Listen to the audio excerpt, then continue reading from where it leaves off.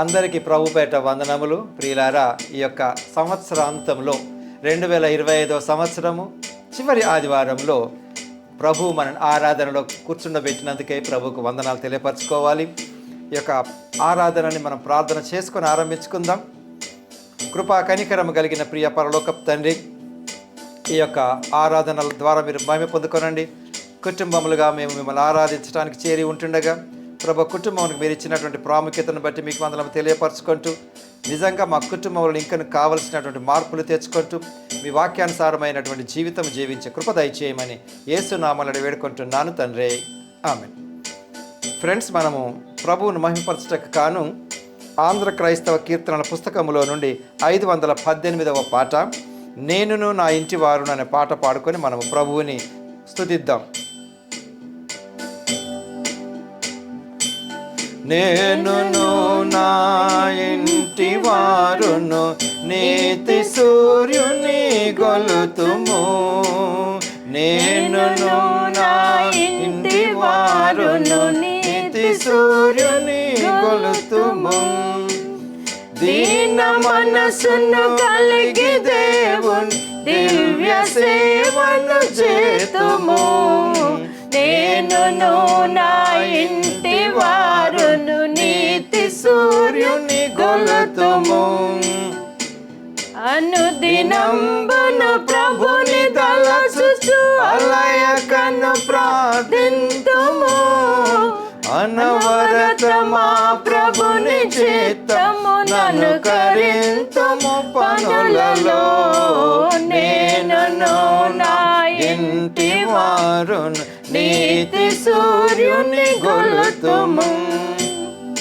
వేదవాక్య పఠనమందు విసుగు చెందకనందుము, ఆదరంబున దైవ చిత్తం ననుసరించుచు నడుతుము. నేనును నా ఇంటి వారును నీతి సూర్యుని గొలుతుము.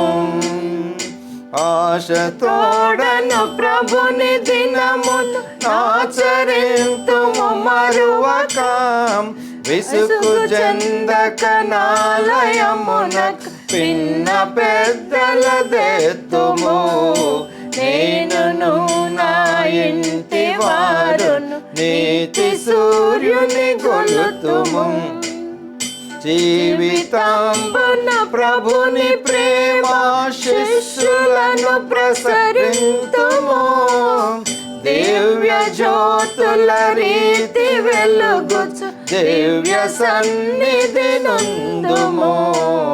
నేనును నా ఇంటి వారును నీతి సూర్యుని గొలుతుము.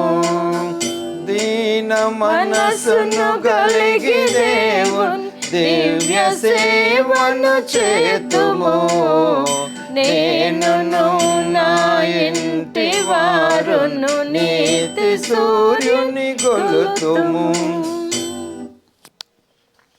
ఫ్రెండ్స్, ఈ యొక్క 2025 సంవత్సరము చివరి ఆదివారం, ఇది మన ఆల్మానకు మనం ప్రకారంగా మనము ధ్యానించనటువంటి అంశము కుటుంబము. అంటే దేవుడిచ్చినటువంటి కుటుంబంలో చూడండి, ఒక 5 days అయిపోతే మనం అంటే 3-4 daysలో నెక్స్ట్ ఇయర్కి వెళ్ళిపోతూ ఉంటుంటాం. కాబట్టి 4th again January 1st Sundays and 4th ఈ మధ్య కాలంలో ఈ యొక్క మనం ఈరోజు ధ్యానించినటువంటి అంశం ఏంటంటే కుటుంబము.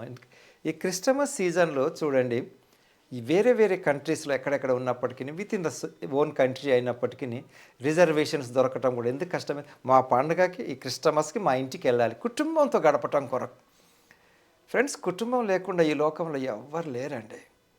కానీ కుటుంబంలో నేను ఎలా ఉన్నానన్నది చాలా అవసరం. అసలు బైబిల్ ఆరంభంలో కుటుంబంతో ఆరంభమైందండి. ఆదాము గారి కుటుంబం ఆ తొలి కుటుంబంలోనే సమస్యలతో వచ్చింది. కుటుంబానికి దేవుడు ఎంతో ప్రాముఖ్యతను ఇచ్చాడు. కానీ కుటుంబంలో ఉండే వ్యక్తులు ఆ ప్రాముఖ్యతను ప్రాధాన్యతను ఎంతవరకు సీరియస్గా తీసుకుంటున్నారని ఆలోచించాలని.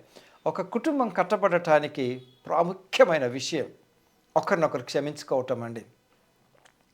బయటి వ్యక్తులను క్షమించే విషయంలో ఒకసారి క్షమించి విడిచిపెట్టి వాళ్ళనిక నేను అతని జోలికి వెళ్ళనని అనుకుంటామేమో. కానీ అదే కుటుంబం విషయంలో కనుక వచ్చినట్లయితే ఒకరినొకరు క్షమించుకుంటూ ఒకే చోట నివసిస్తూ ఉంటుంటారు.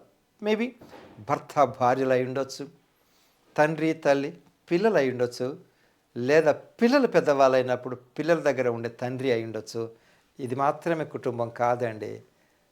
ఇన్లాస్, అత్త మామలు, ఆడపడుచులు, బావమరుదుళ్ళు, వీళ్ళంతా కూడా కుటుంబమే.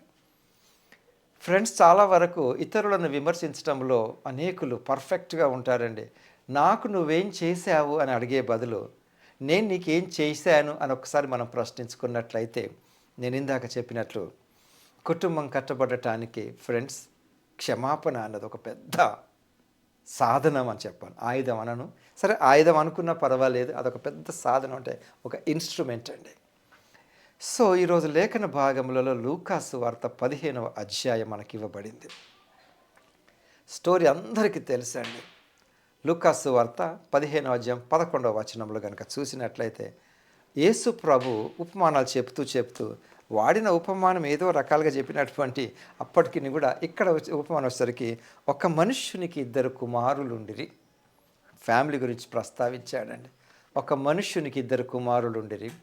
వారిలో చిన్నవాడు తండ్రి దగ్గరికి వచ్చి అంటాడు, తండ్రి ఆస్తిలో నాకు వచ్చే భాగం ఏమంటాడు. ఇక్కడ ఆలోచించండి అండి, తండ్రి కావాలా తండ్రి ఆస్తి కావాలండి? తండ్రి కావాలా తండ్రి ఆస్తి కావాలా? చిన్నగా ఉన్నప్పుడు అప్పుడప్పుడు ఇంట్లో 2-3 పిల్లలు ఉన్నప్పుడు, చాలా చిన్నగా ఉంటున్నప్పుడు మమ్మీ పడుకునే మంచంలో మేబీ ఒక్కరికే ప్లేస్ ఉంటుండొచ్చు. చిన్నప్పుడు ఏమనుకుంటా ఉంటారు, మా మమ్మీ లాక్కొని నేను పడుకుంటాను అని పడుకుంటారు కదండి చిన్నప్పుడు. అదే మమ్మీ 70 ఇయర్స్ దాటిన తర్వాత, సరే 70 ఖచ్చితంగా కాదనుకోండి, కొంత వయసు వచ్చిపోయిన తర్వాత సిక్ అయినప్పుడు అదే చిన్నప్పుడు మా మమ్మీ అని గొడవపడి లాక్కున్నటువంటి ఈ పిల్లలు, మగపిల్లలే ఆడపిల్లలే, పెద్దగా వాళ్ళు అయిపోయినప్పుడు మమ్మీ నన్ను ఒక్కనే కన్నదా, నిన్ను కనలేదా అని అంటుంటారు కదండి. అది ఎక్కడి నుంచి వచ్చిందండి? అంటే అప్పుడు నీకున్నటువంటి వయస్సు అది అమాయకమైన వయస్సా, అజ్ఞానమైన వయస్సా, లేకుంటే జ్ఞానంతో కూడుకున్నదా? అప్పుడు జ్ఞానంతో లేవా, ఇప్పుడు జ్ఞానంతో లేవా?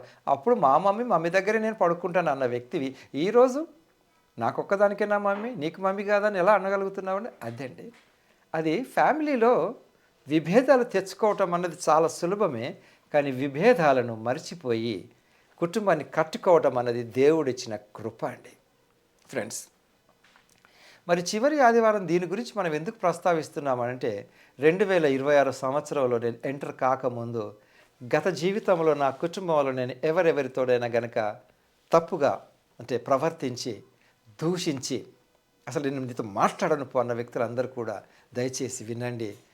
దేవుడు మనలను క్షమించిన మాదిరిగా మనం కూడా ఒకరినొకరు క్షమించుకుంటూ 2026 సంవత్సరంలో ఒక పవిత్రమైనటువంటి శుద్ధ హృదయంతో ప్రవేశిద్దాం.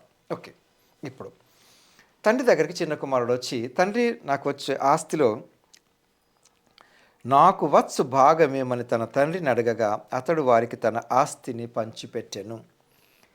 తండ్రి ఉన్నాడు, పెద్ద కొడుకున్నాడు, చిన్న కొడుకున్నాడు. అంటే ఈ చిన్న కొడుకు మనసులో ఉన్నటువంటిది ఏంటిదనంటే, నేను నీతో కనుక జీవించుతున్నట్లయితే నాకు ఫ్రీడమ్ లేదు. నాన్నగారు ఉండేటటువంటి ఇళ్ళల్లో సామాన్యంగా ఫ్రీడమ్ ఉండదు అన్నది కాదు, నేను అనుకుంటాను, అబ్బో డాడీ ఉన్నాడు, డాడీ ఏమంటాడు అని అనుకుంటూ నేనే కనుక నా ఒంటరి జీవితం జీవించినట్లయితే నేను స్వతంత్రుడను అని నేను అనుకుంటాను.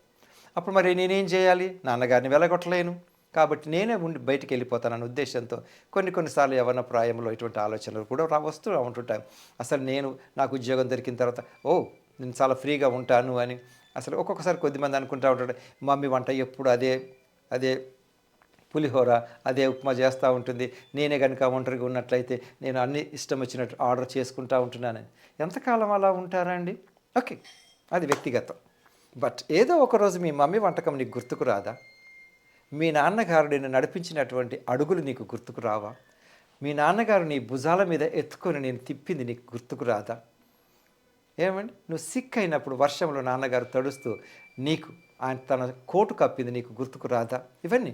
బట్ ఇక్కడ కొడుకు అనుకోవటంలో ఏముందండి అంటే, చూడండి, ఆ యవ్వన ప్రాయంలో ఇతను ఆస్తిని అంటే ప్రాపర్టీని చూసుకున్నాడు. చాలామందికి ప్రాపర్టీల మీద ఎంతో ప్రాపర్టీ ఉంటే, డబ్బు ఉంటే నేను చాలా సుఖంగా ఉంటానని అనుకుంటారండి. ఓకే, నువ్వు ఎంతవరకు ఎంజాయ్ చేస్తావు, ఎలా చేస్తావు, అది కొద్దిమంది ఎంజాయ్ చేస్తారు, కొద్దిమంది సింపుల్గా ఎంత డబ్బు ఉన్నప్పటికీ సింపుల్ లైఫ్ జీవిస్తారు.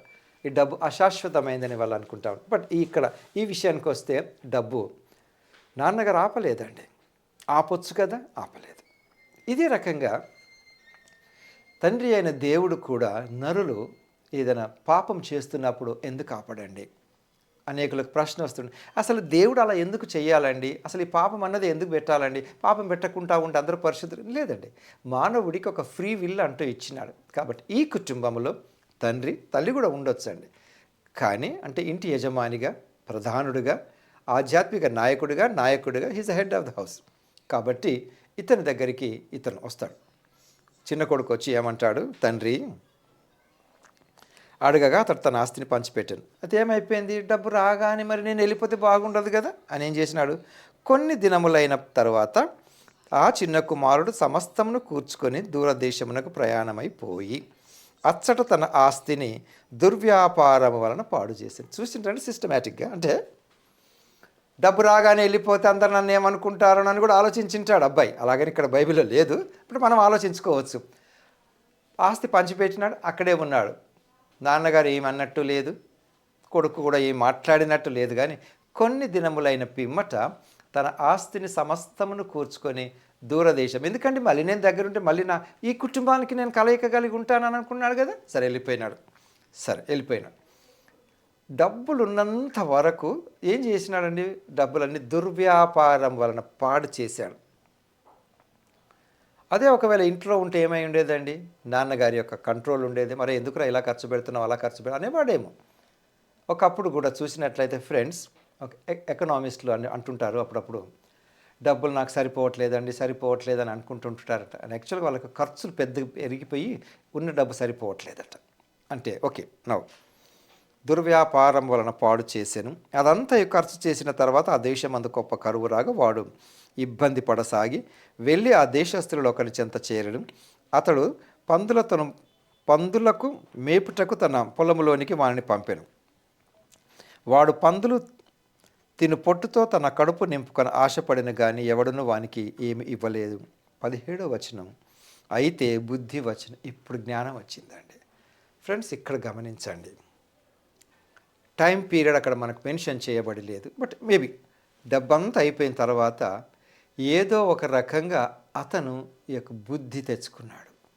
పరిస్థితుల ప్రభావం అయింది, వాతావరణం అయింది, కరువు వచ్చింది, తినటానికి ఏమీ లేదు, పందుల తిను పొట్టుతో తన కడుపు నింపుకోవాలనుకున్నాడు. ఎంతో దూరం వెళ్ళిపోయినాడు కదండి. ఓకే, ఇప్పుడు ఎవరు గుర్తుకొచ్చినారండి? ఫాదర్ గుర్తుకొచ్చినారు. కాబట్టి ఫ్రెండ్స్, వాక్యం వింటున్నటువంటి ప్రతి ఒక్కరు కూడా ఈ 2025 సంవత్సరంలో మీ ఫాదర్ని కానీ మదర్ని కానీ చిన్న చూపు చూసి ఒకవేళ మాట్లాడినట్లయితే దయచేసి ఈ స్టోరీని జ్ఞాపకం తెచ్చుకోండి. తండ్రి జ్ఞాపకం వచ్చినాడు. ఇప్పుడు ఏమేమి జ్ఞాపకం వచ్చి ఉండొచ్చండి? తనలో తను తీసుకున్నటువంటి నిర్ణయాన్ని. అయితే మరి ఇంతకాలం బుద్ధి ఏమైందండి అంటే, సరే అతను అజ్ఞానిగా భావించడానికి గురించి అని కాదు ఇక్కడ వచ్చింది. ఏంటంటే when he came to himself, అంటే తన సంపూర్ణంగా తన జీవితం గురించి ఆలోచించుకున్నాడు. ఏంటది? తండ్రి దగ్గరికి వెళ్ళి నీ కొడుకును అనిపించుకున్నటకు నేను యోగ్యుడను కాను, కనీసం సర్వెంట్గానైనా అని. ఓకే, ఎంత దూరం పోయింటాడండి? దూరదేశం అని అంటే రెండు రకాలుగా అనుభవజ్ఞులు చెప్తూ ఉంటుంటారు. భౌగోళిక దూరం అంటే మేబీ విజయవాడ నుంచి విశాఖపట్నం కొంత దూరం, ఓకే, రఫ్లీ 380 కిలోమీటర్స్, 400. అదే రకంగా Kashmir to Kanyakumari some 3000 kilometres, maybe Hyderabad to Bombay 700 kilometres, ఆ రకంగా. అయితే దూరదేశం అనగానే ఒకటి భౌగోళిక దూరము, రెండవది ఇప్పుడు ప్రాక్టికల్ అప్లికేషన్ ఏంటి? వాక్యాన్ని చదువుతారు కానీ వాక్య ప్రకారం జీవించిన వాళ్ళు కూడా దేవుడికి దూరమే. అది స్పిరిచువల్ డిస్టెన్స్.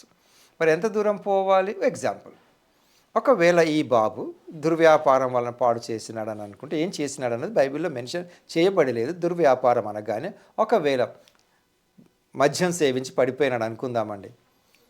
అదే ఏరియాలో పడిపోయినప్పుడు అందరికీ తెలుసు కదా, అరే ఇతను ఫలానా వ్యక్తి కొడుకు కదా అని చెప్పి ఇంటికి తీసుకొస్తారు కదా. ఒకవేళ ఆ బాబు అనుకున్నాడేమో, నేను తిరిగి మా నాన్నగారి దగ్గరికి వెళ్ళకూడదు, మా ఇంటికి వెళ్ళకూడదు కదా, మా మమ్మీ ఏడుస్తుంది అది వల్ల అని చెప్పి, అది అంటే నాన్నగారికి ఆ రోజులలో ఉండేటటువంటి వసతుల మీద దూరం వెళ్ళిపోయి ఉండొచ్చు. అది అయినప్పటికీ ఇది జరిగిందండి. నువ్వు తీసుకునే నిర్ణయం. కాబట్టి ఫ్రెండ్స్, ఈ ఫ్యామిలీ సండే రోజు మనం జ్ఞాపకం చేసుకోవాల్సిందే, అసలు ఫ్యామిలీగా కలిసి భోంచేస్తున్నామా? ఒక కుటుంబంలో ముగ్గురు నలుగురు ఉన్నారంటే నలుగురికి 4 వంటకాలండి. ఒకరికి చిక్కుడుకాయలో గింజలు ఉండాలి, ఒకరికి బెండకాయలో గింజలు ఉండకూడదు. ఒకరు రాజ్మా తినరు ఏమండి, మరొకరు దొండకాయ తినరు. మమ్మీ చూడండి ఎంత కష్టపడుతుందో. పోనీ అలాగని చెప్పి సరే నలుగురికి 4 రకాల వంటలు చేసినా నలుగురు కలిసి తింటున్నారా? ఒకరు మీకు ఆకలితే మీరు తినండి అని అన్న పిల్లలు కూడా లేకపోలేరండి. ఒరే రండిరా అని పేరెంట్స్ గద్దించిన వాళ్ళు కూడా ఉన్నారు, ఇద్దరు. కాబట్టి ఒక యూనిటీకి వచ్చి సరే వంట రెడీ అయిపోయింది, మనందరం కలిసి ఒక్కసారైనా కూర్చొని ప్రార్థన చేసుకొని తిందామని అనుకుంటున్నామండి. అది ఫ్యామిలీ. అలనాడు ఒంటెలను సైతం మోకరింపజేసి ప్రార్థన చేయించినారు. అసలు ఇప్పుడు కుటుంబ ఆరాధన అన్న విషయమే లేకుండా పోయింది. Sundays different Sundays. అదే సార్, ఒకవేళ మీరు ప్రొఫెషనల్గా మీరు ఆ సండే ఆ సర్వీస్లో మీద ఏమైనా రోల్ ఉంటే అది డిఫరెంట్ అసలు. కానీ ఆ చర్చి నాకు నచ్చదు, ఈ చర్చి నాకు నచ్చదు, డాడీ మీద అన్ని పాత సూత్రాలు అవన్నీ ఇట్స్ రైట్. ఇక్కడ ఫాదర్ గారు ఒక బెస్ట్ డాడీగా మంచి రోల్ ప్లే చేసినాడండి. It is not a drama or skit. 20వ వచనం కనుక చూసిన, వాడు ఇంకా దూరంగా ఉండగానే కొడుకు వస్తున్నాడని చెప్పి తండ్రి పరుగెత్తుకెళ్ళాడండి. ఇద్దరి వయసులో పరుగెత్తగలిగిన వయసు ఎవరిదండి? కొడుకుదా తండ్రిదా? నాన్నగారు పరుగెత్తుకొని ఎందుకు వెళ్ళినాడండి? కొడుకు ఒకవేళ మనస్సు మార్చుకొని వెనక్కి వెళ్ళిపోతాడేమోనన్న ఆ తండ్రి ప్రేమ అండి. ప్రియులారా, నిన్ను నన్ను ప్రేమిస్తున్నటువంటి దేవుడు కూడా మన పట్ల అదే అడుగు చేస్తున్నాడు. ఒక్క అడుగు నువ్వు ముందుకి. సో ఈ కుటుంబంలో నువ్వు ఎలా ఉంటున్నావు? నువ్వే కనుక తండ్రి అయితే నీ పిల్లలను క్షమించగలుగుతున్నావా? అసలు లేకపోతే అసలు వాడు నాకు లేడని అనుకుంటున్నా అన్న నాన్నలు కూడా ఉన్నారండి. ఒకవేళ నీ కుమార్తె నీకు విరుద్ధంగా పెళ్లి చేసుకొని ఉంటే, లేదా నీకు విరుద్ధంగా ఎప్పుడన్నా నోరు మాట్లాడింటే అసలు నాకు పుట్టలేదని అనుకుంటాను అన్నవాళ్ళు కూడా లేకపోలేరండి. ఫ్రెండ్స్, ఈరోజు సంవత్సరం యొక్క చివరి ఆదివారంలో నువ్వు ఎటువంటి నిర్ణయం తీసుకుంటున్నావు? కుటుంబాలుగా కలిసి ఉండటానికి ప్రయత్నం చేద్దాం. క్రైస్తత్వంలో కుటుంబాలుగా కలిసి ఉండటం మూలంగానే సంఘ అభివృద్ధికి దోహదపడుతుంది. అసలు సంఘానికి ఏదో డిసెంబర్ 25 లేదా జనవరి 1కి వచ్చిన తర్వాత కుటుంబాలుగా కలిసి ఉంటున్నామా లేదా చూడండి. ఉద్యోగరీత్యా, వృత్తి వ్యాపారాల రీత్యా కలుసుకోలేకపోయినా ఆయా సందర్భాలను బట్టి. ఏ సందర్భాలండి? అసలు ఇప్పుడు మనం కలుసుకుంటున్నటువంటి సందర్భాలు ఏంటంటే ఫంక్షన్స్కి కూడా, ఓన్లీ ఫంక్షన్స్. ఆ ఫంక్షన్స్కి కూడా ఎలా పెట్టుకుంటున్నారు, ఎప్పుడు పెట్టుకుంటున్నారు? ఈ మధ్యకాలంలో ట్రావెల్ చాలా సులువుగానే అయిపోయిందండి. అంటే అందరికీ అయినా కాకపోయినా అట్లీస్ట్ కాగలుగుతున్నారు. కాబట్టి కుటుంబ సభ్యులు అందరినీ పిలవండి ఫంక్షన్స్కి.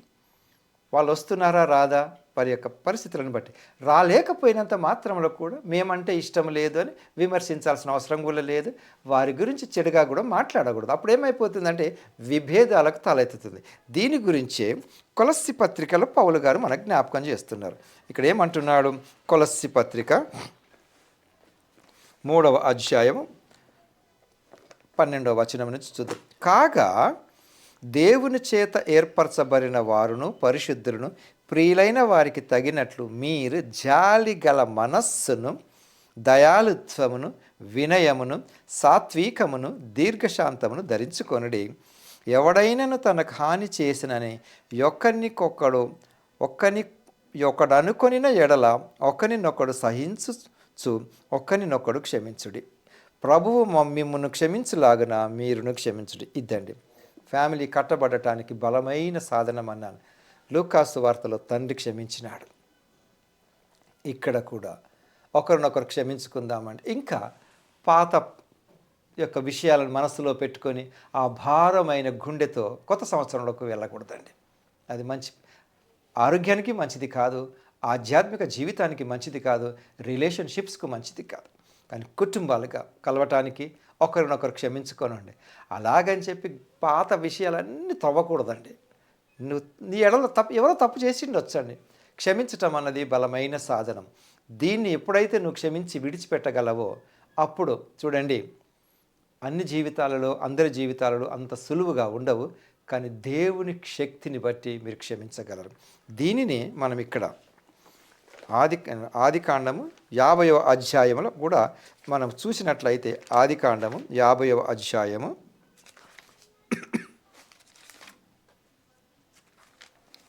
యోసేపుకు జరిగినటువంటి అన్యాయం గురించి వివరిస్తారు. యోసేపు సహోదరులు తమ తండ్రి మృతి పొందుట చూచి, ఒకవేళ యోసేపు మన యందు పగబట్టి మనం అతనికి చేసిన కీడంతటి చొప్పున మనకు నిశ్చయముగా కీడు జరిగించుననుకొని యోసేపునకు ఈలాగు వర్తమానము పంపిరి. నీ తండ్రి తాను చావక మునుపు ఆజ్ఞాపించినదేమనగా, మీరు యోసేపుతో నీ సహోదరులు నీకు కీడు చేసిరి కనుక దయచేసి వారి అపరాధమును వారి పాపమును క్షమించుమని అతనితో చెప్పుడనెను. ఇక్కడ ఏమన్నాడండి? ఇక్కడ ఏదో ఒక రకంగా కూడా క్షమాపణ గురించి మాట్లాడినాడు. నాన్నగారు చనిపోయినారు, ఇప్పుడు మిగిలింది పిల్లలు అయ్యేసరికి ఏమైపోయింది, వామో ఒకవేళ నేను చేసినటువంటి కీడును మనసులో పెట్టుకొని మనకేదైనా కీడు చేస్తాడేమోనని చెప్పి క్షమించటం కొరకు వీళ్ళు వేడుకున్నారు. అది ఓకే. ఇప్పుడు మనం కూడా ఏం చేయాలండి? నేను ఒకరి పట్ల తప్పు కనుక చేసినట్లయితే నేను కూడా క్షమించమని అడగటం నేర్చుకోవాలి. ఇక్కడ 2 ఉద్దేశాలు ఉన్నాయి. ఒకటి, క్షమించమని దేవుడు నన్ను ఎలా క్షమించినాడో నేను అదే రకంగా క్షమించాలి. ఒకటి, లేదు నాకు కీడు అవుతుందనే మరే ఉద్దేశంతోనైనా ఉంది కదా, మొత్తానికి క్షమించమని అడుగుతున్నాను నేను. ఒకటి, నేను ఇతరులకు క్షమించాలి. ఒకటి, నేను క్షమాపణ పొందుకోవాలి. కాబట్టి ఫ్రెండ్స్, 2025 సంవత్సరంలో నిజంగా నీ కుటుంబ వ్యక్తులతో పాటు నువ్వెంతవరకు జాలి మనస్సుతోనూ వినయ విధేయతలతోనూ గౌరవపూర్వకంగా జీవించి ఉంటున్నావు? ప్రియులారా, చాలామంది సాక్ష్యాలు మనం వినే ఉంటుంటాము. సాక్ష్యాలు అంటే అదేదో ఇతరులను ఆకట్టుకోవడానికి చెప్పినటువంటివి కానీ, తండ్రి తల్లి బ్రతికి ఉంటున్నప్పుడు వారితో ఎలా ఉంటున్నానన్న సత్యాన్ని నేను గ్రహించాలి. వారు చనిపోయిన తర్వాత నేను ఎన్ని చేయాలనుకున్న వాళ్ళకి చేయలేనండి. వాళ్ళు ఉన్నప్పుడు వారిని ఎలా చూస్తున్నావు, అదే రకంగా తండ్రి తల్లి కూడా వారి యొక్క సంతానాన్ని ఎలా చూస్తున్నారు. కొద్దిమంది పక్షపాతం చూసే వాళ్ళు కూడా ఉంటుంటారు. అది కూడా మంచిది కాదు. దేవుడు పక్షపాతి కాడు. కాబట్టి పిల్లలు కూడా మన గురించి ఏమనుకుంటున్నారని కూడా తల్లిదండ్రులు ఆలోచించాలి. పిల్లలు కూడా తల్లిదండ్రులకు ఏమండి, 2వ తిమోతి పత్రికలో తల్లిదండ్రులకు అవిధేయులని పిల్లలు కూడా ఉన్నారని ఉంటుంది కదా. అవిధేయులు కాకుండా చాలామంది పిల్లలు కూడా పేరెంట్స్ని అడుగుతారు, మీరు మాకు ఏం చేశారండి, ఏం చేశారండి, ఏం చేయలేదని అడగండి. ఏం చేశారన్నది కాకుండా ప్రియులారా, 2026 సంవత్సరంలో అడుగు పెట్టకముందు ఒకరినొకరు క్షమించుకోనండి. ఇంకను నీలో అటువంటి భారమైనటువంటిది ఏమైనా ఉన్నట్లయితే ప్రభు యొక్క సహాయంతో విడిచిపెట్టి 2026 సంవత్సరంలో ఎటువంటి భారమైనటువంటి హృదయంతో కాకుండా నెమ్మది కలిగినటువంటి హృదయంతో ఆ సంవత్సరంలో అడుగుపెట్టి దాన్ని కూడా మనము ఆనందించే రకంగా ప్రభు మనకు కృప చూపాలని ప్రార్థించుకుందాం. ప్రేమ కనికరం కలిగిన ప్రియ పరలోకపు తండ్రి, ఇంతవరకు మీరు మాకు ఇచ్చినటువంటి సమయం బట్టి వందనములు. వాక్యమైన ప్రతి ఒక్కరిలో ప్రభువా మీ క్షమాగుణం అనుగ్రహించి ఒకరినొకరు క్షమించుకునే మనసు దయచేయమని యేసు నామములో వేడుకుంటున్నాను తండ్రి. ఆమెన్.